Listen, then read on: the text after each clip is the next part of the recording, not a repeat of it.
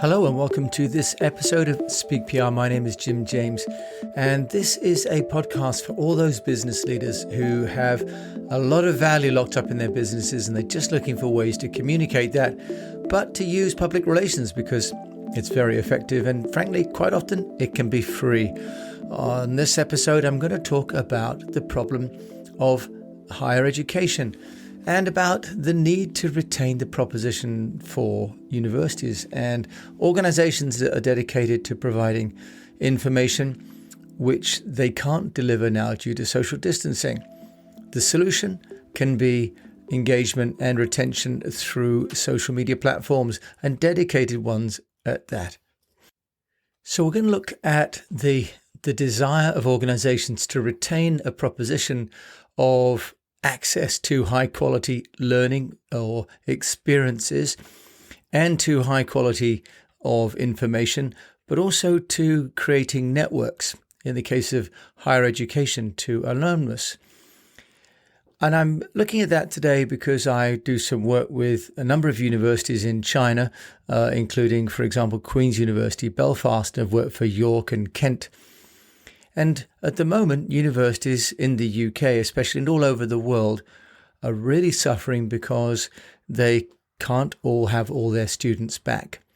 Social distancing is going to be impacting universities, but also all manner of organizations that relied on people being together to create value. And the solution can be in some of these platforms that are built and dedicated that help to take people away from the Facebook and LinkedIn and the sort of generic social media platforms. So the key to long-term engagement, for example, with students or with staff for that matter, is to connect with them on their first week in the campus or in the factory or in the company.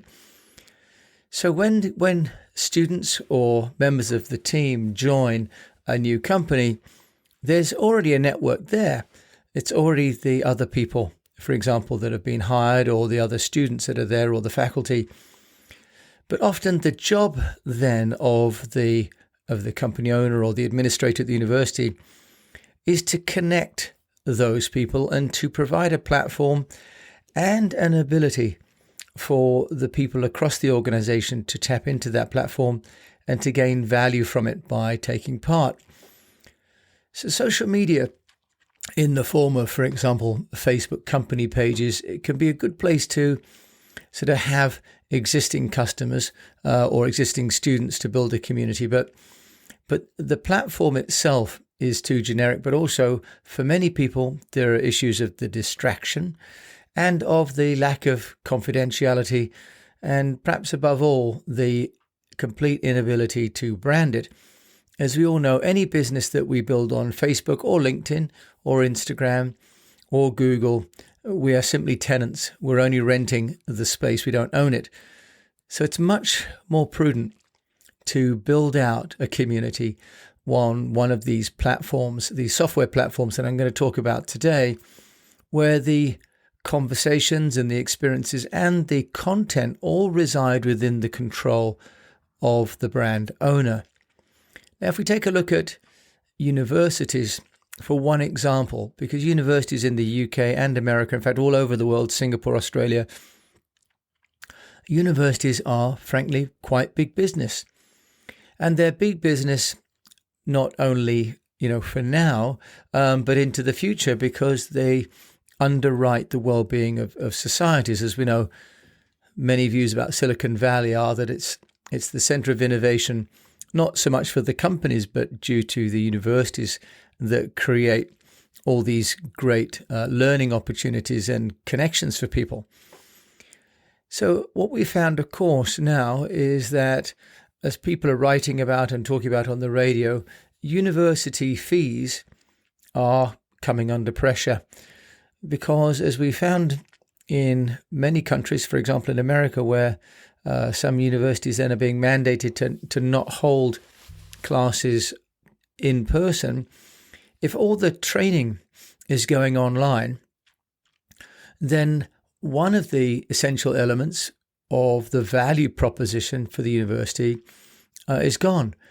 Now, for example, my niece has just won a place to Cambridge University in the UK. We're very proud of that, obviously. She's worked very, very hard.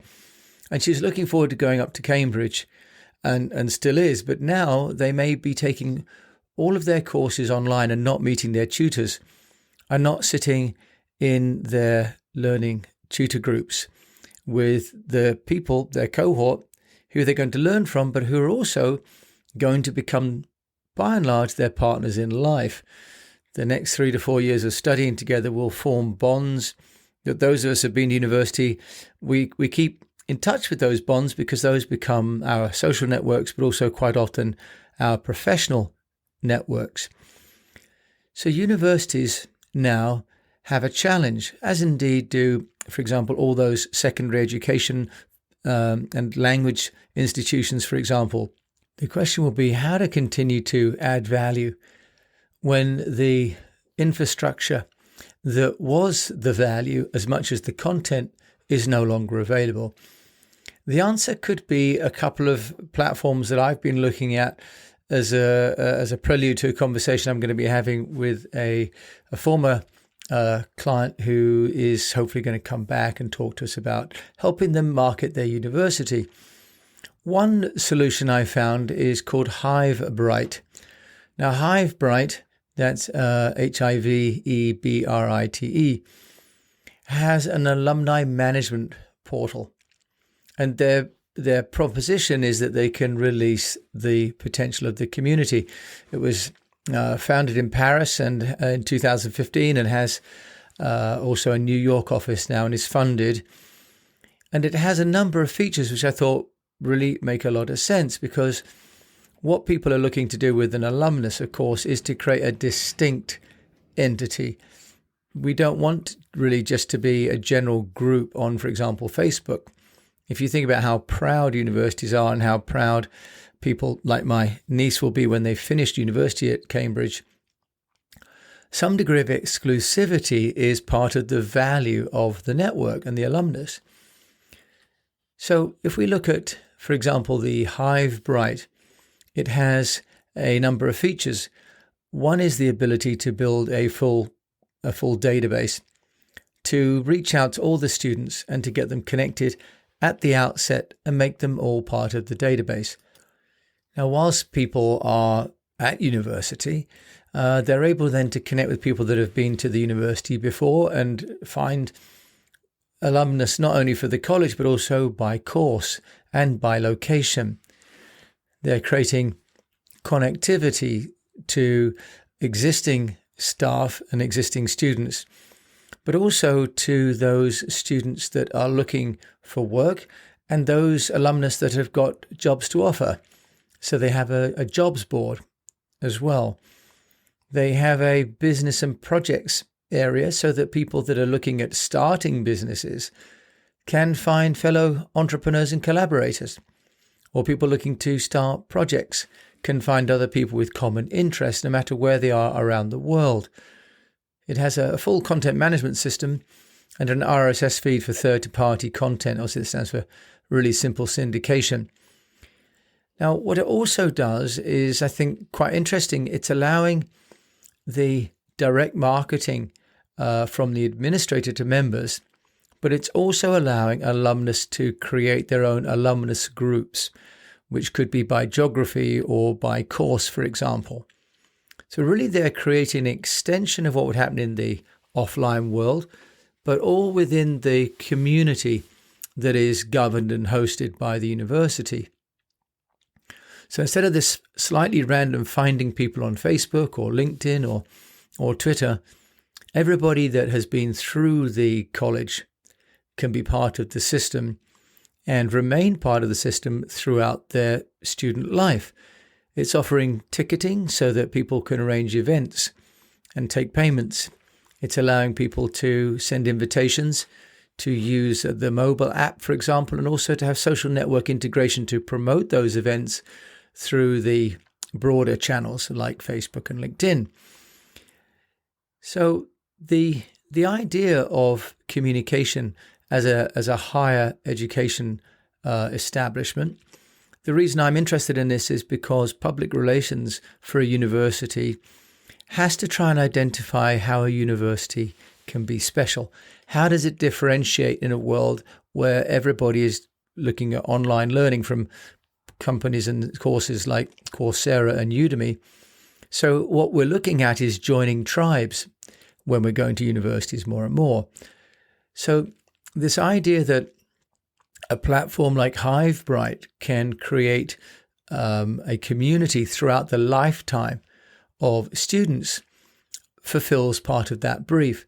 They also allow membership programs, which is the other part of it, that universities, especially in America, and I went to Manchester University, and that's now reaching out more aggressively as well, getting alumnus to donate funds.